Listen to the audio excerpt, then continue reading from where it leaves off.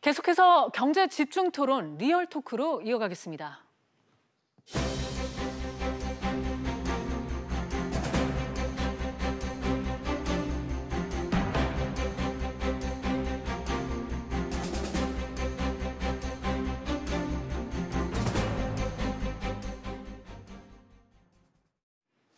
오늘 리얼 토크에선 주택 공시가격 얘기를 해보려고 합니다. 현재 단독주택 가격 공시는 정부와 지자체가 하는데요. 정부는 일정 지역 내에 대표되는 주택을 선정해서 공시가격을 산정하게 되는데 이를 표준주택이라고 합니다.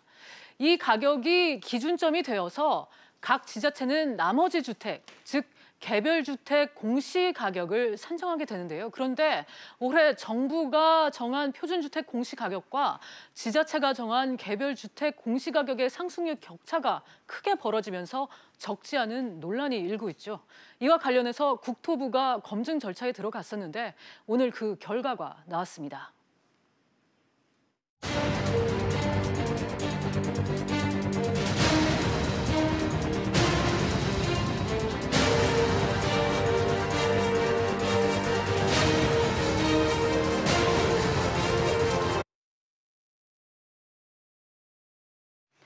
오늘 내용 공시가격 논란과 관련해서 두 분의 전문가와 얘기해보려고 합니다. 두성교육 한국건설산업연구원 연구위원 그리고 최양수 건국대 부동산대학원 교수 모셨습니다. 두 분 어서 오세요. 안녕하세요. 네. 안녕하십니까. 먼저 최 교수님, 이번 주택 공시가격이 논란이 된 게 단순히 가격이 올랐기 때문만은 아닌 거죠? 일단은 뭐 기준에 대한 어떤 궁금함이 굉장히 아직 많이 산재하고 있는 것 같고요. 네. 거기에 따라서 어떻게 산정이 되었고 이 기준에 따라서 내 집값 또는 나의 표준지 공시가격이 연관돼 있는 개별주택 공시가격이 얼마만큼 변화가 됐었는지 이런 부분에 대한 의문점이 상당히 아직 계속 있는 걸로 보여지고 있습니다. 그래서 뭐 요게 이제 뭐 많이 오른 것도 있지만 요거에 따라서 뭐 아까 앵커께서도 말씀드렸지만 그 국토부가 발표한 표준주택 그 공시가격하고 지자체가 발표한 개별주택 공시가격에 대한 그런 차이분들도 상당히 많이 벌어져 있어서 이 부분에 대한 어떤 궁금증들이 굉장히 계속 있는 상태로 보여집니다. 네, 두 박사님, 이 주택 공시가격이 결정되는 배경은 어떻게 되는 건가요? 네, 이 단독주택의 공시가격은 어떻게 보면 공동주택과 달리 이원화되어 있다고 볼 수 있습니다. 네. 그래서 전국에 약 한 400만 채가 있는데요. 그 중에 대표적인 한 22만 채를 가지고 이제 표준 단독주택이라고 해서 국토부가 감정을 시켜서 표준 공시가격을 갖다가 이제 정하게 되는데요.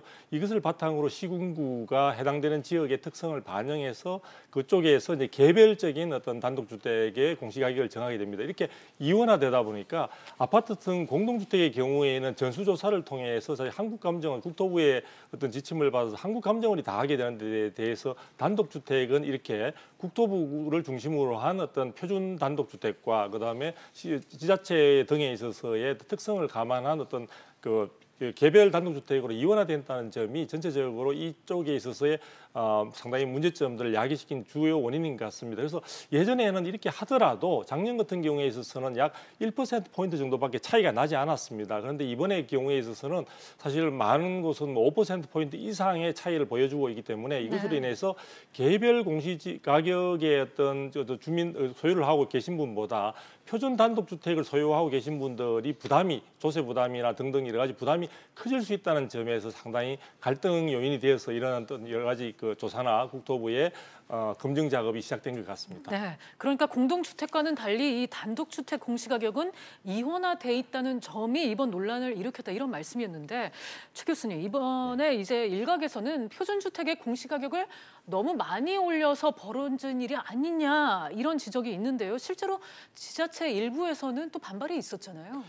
실제로 이제 그 국토부가 이제 올린 그런 내용들을 보면 네. 최대 뭐 13% 정도까지 이렇게 올린 지역들도 일부 있거든요. 네. 뭐 용산이라든가 성동이라든가 이런 지역들이 있는데 이 정도까지 그 갑자기 올린 부분에 대해서는 지자체 입장에서는 아무래도 민원 소지라든가 네. 또 주민들의 어떤 이런 원성 같은 것들이 분명히 있을 수 있으니 국토부가 제시한 표준주택 공시가격의 인상률만큼은 아니고 어느 정도의 뭐 가격을 뭐 본인들 나름대로는 합리적이라고 생각해서 이제 가격을 좀 올리긴 했지만 결국에 이제 나중에 이제 보니까 우리 두 박사님도 말씀드렸지만 뭐 5%가 아니라 심지어는 최대치로는 10% 가까이, 두 자릿수 가까이가 차이 나는 지역들도 있단 네. 말이죠. 그렇다면 이제 국토부 입장에서는 국토부가 이러이러한 어떤 정책으로 인해서 요만큼을 올렸다고 생각하는데 자기네들의 어떤 정책 자체가 지자체의 이제 하부에 이제 내려가다 보니까 이런 부분에서는 전혀 통하지 않는 듯한 그런 인상을 받을 수밖에 없거든요. 네. 이런 부분들이 상당히 많이 논란이 되고 있다. 네. 이렇게 볼 수 있겠습니다. 그런데 문제는 또 이뿐만이 아닙니다. 두 박사님, 실제 현실화율을 따져봤더니 지역별 또 주거 형태별로도 달라서 형평성 논란이 일었잖아요. 아, 그렇죠. 지금 상당히 그런 부분에서 큰 차이를 지금 보이고 있는데요. 지금 서울과 수도권의 경우에는 이번에 굉장히 큰 폭의 어떤 상승률을 가져왔고 지방의 경우에는 그 상승폭이 상당히 제한되어 있습니다. 그래서 전국적으로 9% 이상의 어떤 상당히 상승률을 가져온 것에 비해서 서울 같은 경우에는 18%에 가까운 그러한 상승률을 보여주고 있습니다. 그래서 굉장히 큰 차이가 있는가 하면은 지방의 경우에는 사실은 굉장히 3, 4%에 불과한 그런 지역들도 많이 있기 때문에 큰 차이가 있는데 이게 정부가 이렇게 하게 된 이유 자체는 실질적으로 공시가격의 현실가 부분들, 현실에 맞는 그런 부분들을 접근시키겠다는 게 가장 큰 정책적인 목표라고 볼 수가 있습니다. 그런데 이번에 이러한 서울과 수도권의 어떤 그 가격 상승을 굉장히 높게 했음에도 불구하고 현실가율에 있어서는 작년에 51%에 비해서 이번의 경우에도 53%에 불과할 정도로 큰 차이를 보이고 있지는 않습니다. 그런데 그동안에 주택 가격이 굉장히 많이 올랐다는 여론에 힘입어서 정부가 이제 이렇게 한 것 같은데요. 사실 올해 들어와서는 실질적으로 현실적으로는 주택 가격의 상승이 오히려 하락세로 전환이 돼 있는 상태에서 또 서울 수도권과 지방 간의 양극화가 심하다는 점을 감안한다면 정부의 이번에 어떤 상승률 자체는 크게 실리도 얻지도 못한 가운데 또 주민들의 원성만 차는 그런 쪽으로 지금 나아간 것 같습니다. 네, 그래서 고무줄 산정이다, 깜깜이 산정이다, 정치권부터 시민단체까지 여러 비난의 목소리가 나왔는데요. 이와 관련해서 잠시 전화 연결을 해보겠습니다. 아시아 부동산학회 사무총장인 정수연 제주대 교수입니다. 교수님 안녕하세요. 예, 안녕하세요. 네, 정대입니다. 이번 주택 공시가격 논란 왜 일어나고 있다고 보십니까? 예, 이번 그 논란은 그 2019년 이 공시가격 현실화가 있었고, 그로 인해 공시가격이 대폭 상승을 했죠. 그와 함께 납세자 민감도가 함께 증가했습니다. 사실 그 정부가 만약 산정의 근거를 투명하게 공개하고 그 근거를 가지고 설명을 했다면 그 납세자 불만이 이렇게 크지는 않았겠죠. 네, 그러니까 공시가격이 어떻게 산정되는 건지 이게 설명이 부족하다 이런 말씀인 거죠? 그렇습니다. 그런 면이 좀 있다고 할 수 있죠. 일단 그 단독 다가구 주택 공시가격 프로세스를 보면 그 총 4가지 단계가 있습니다. 그 첫 번째 단계가 그 한국감정원의 산정이라는 방법, 감정평가가 아니라 산정이라는 방법으로 그 표준주택 공시가격을 산정하고요. 두 번째 단계는 그 표준주택 공시가격을 가지고 비준표를 만듭니다. 이것 또한 한국감정원이 산정을 하고요.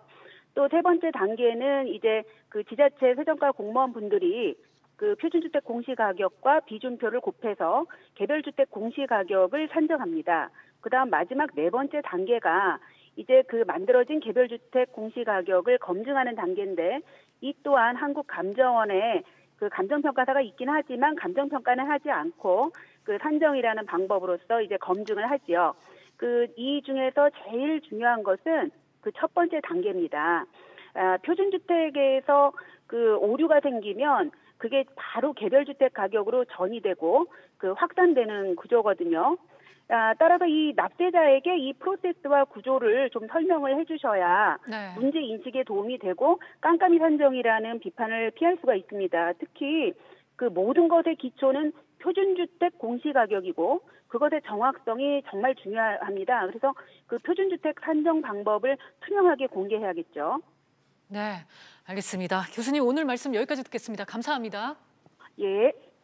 네, 이 논란이 되고 있는 주택 공시가격 이 때문에 국토부가 각 지자체의 가격 산정과 감정원의 검증에 문제가 없는지 감사에 들어갔습니다. 그래서 오늘 그 결과가 발표가 됐고요. 잠시 영상 보고 이야기 이어가겠습니다. 저희가 감정평가사가 포함된 조사단을 구성해서 이 검증 업무를 담당한 한국감정원의 검증을 저희가 추진을 하게 됐습니다. 그 결과 서울시 내 8개 자치구에서 456건의 오류로 추정되는 사안들을 발견하게 되었습니다.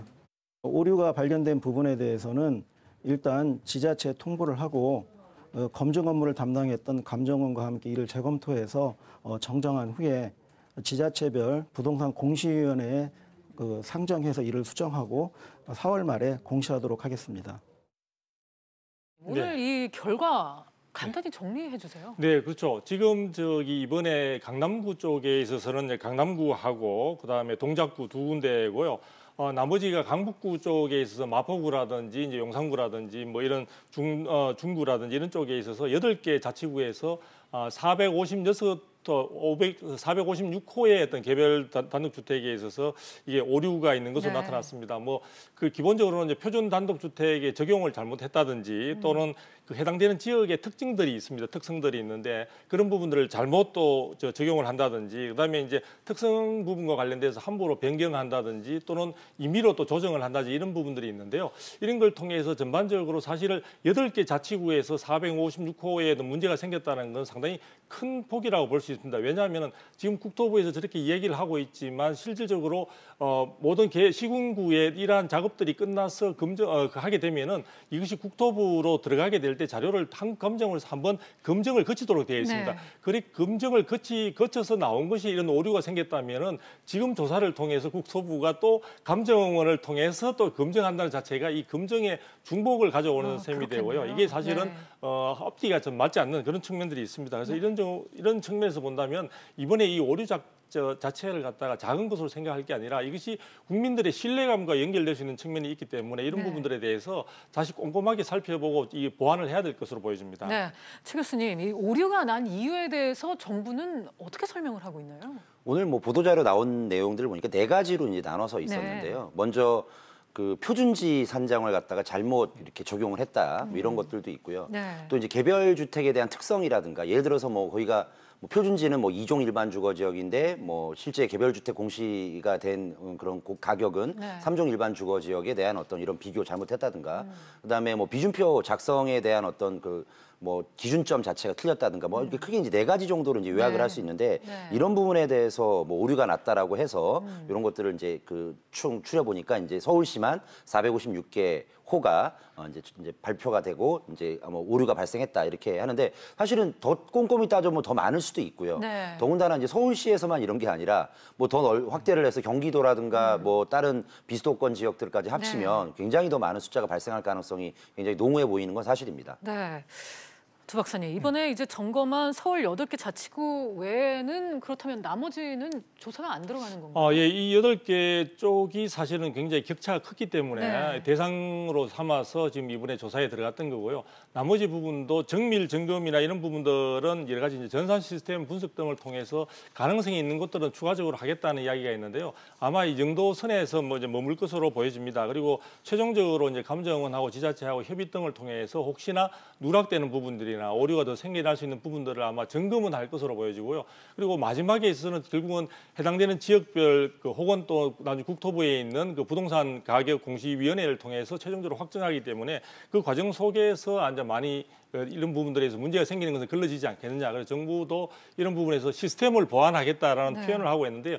결과적으로 보면 이미 지금 물을 소일고 외양간 고치는 그런 측면들이 강하다고 볼 수 있습니다. 그래서 사전에 이런 부분들은 국민의 재산권 행사와 관련되는 부분이기 때문에 좀 더 꼼꼼하게 살펴서 해야 되는데 사실 국토부의 잘못이 적지 않은데 이게 책임을 자꾸 감정원과 또 시군구로 네. 미뤄두는 것이 아닌가라는 그런 좀 안타까운 마음이 들기도 합니다. 네. 이 검증 기관인 한국감정원에 대해서도 지금 감사에 착수를 한다고요? 네, 그렇죠. 지금 이미 네. 그 국토부의 감사관실에서 지금 네. 이쪽에 있어서는 감사에 이미 지금 진행을 하고 있는 중입니다.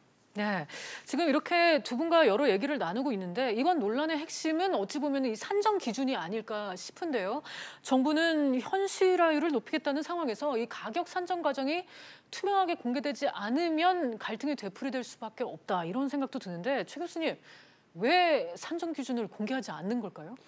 저도 그게 좀 궁금한데요. 네. 근데 이게 이런 그 개별적인 어떤 요런 이슈뿐만 아니라 과거에도 보면은 그 재건축 초과이익 환수라든가 이런 쪽에 산정하는 어떤 기준, 네. 뭐 거기뿐만 아니라 어떤 지역이 초과이익 환수가 얼마 정도가 발생했다라든가 뭐 이런 것들을 할 때 어느 단지를 했는지 어떻게 뭐 준공시의 가격을 선정을 했는지 뭐 이건 좀 상당히 간단한 시스템이었는데 요거는 약간 좀 더 복잡하긴 하지만 이런 어떤 그 산정 기준에 대한 논란이 있을 때마다 국토부는 지금까지 이런 것들을 잘 공시한다든가 공개하지 아니하고 계속 뭔가 좀 감추는 듯한 그런 느낌이 있어서 자꾸 이렇게 되면은 뭔가 뭐 정책의 어떤 일관성이라든가 국민들의 어떤 뭐 알 권리라든가 이런 것들을 어느 정도는 좀 약간 좀 숨겨주는 어떤 그런 측면들이 있어서 앞으로는 이런 부분뿐만 아니라 앞으로의 부동산 정책에 관련된 모든 것들에 대해서도 투명하게 절차라든가 분명 기준이 있는데 안 밝히는 거거든요. 그러니까 없는데 안 하는 것은 아니니까 이런 부분에 대해서는 조금 약간 좀 생각을 조금 더 국민들 친화적으로 좀 했으면 좋겠다는 바람을 가져봅니다. 네, 두 박사님은? 네, 이번에 어떤 여러 가지 많은 문제가 이제 생겨난 부분들에 대해서는 결국은 정부가 공시가격의 현실화율을 갖다가 높인다는데 너무 집착한 그 타솔에 의해서 이런 무리한 어떤 결과에 따른 문제가 생긴 게 아닌가 보여집니다. 그래서 이런 부분들에 있어서 좀 현실에 맞는 그런 보완들이 필요할 것 같고요. 그리고 이번에 사고가 터지고 난 뒤에 사실은 이런 문제들을 점검하고 또 조사하는 과정에서 어떻게 보면은 한국감정원 앞에 내세워서 사실은 자기 검증을 하는 그런 셀프 검증하는 그런 느낌도 들고 있습니다. 그래서 이런 부분들이 외부에 있어서의 또 별도의 독립된 어떤 그런 기구나 이런 걸 통해서 한번 제대로 된 객관적인 검증들도 좀 필요하지 않을까. 이게 한두의 문제가 아니고요. 사실 예년에도 계속 있어왔던 문제들로 지적이 되어 왔기 때문에 이런 부분들에서 이번에 이참에 사실은 체계적인 그런 어떤 검증 시스템을 통해서 국민들의 재산권 행사가 부당하게 사실은 많이 침해되는 일이 없도록 하는 것이 필요할 것으로 보여집니다. 네, 오늘은 공시가격 현실화를 둘러싼 논란을 두고 두성규 박사 그리고 최양수 교수와 자세하게 짚어봤습니다. 오늘 말씀 감사합니다. 네, 감사합니다.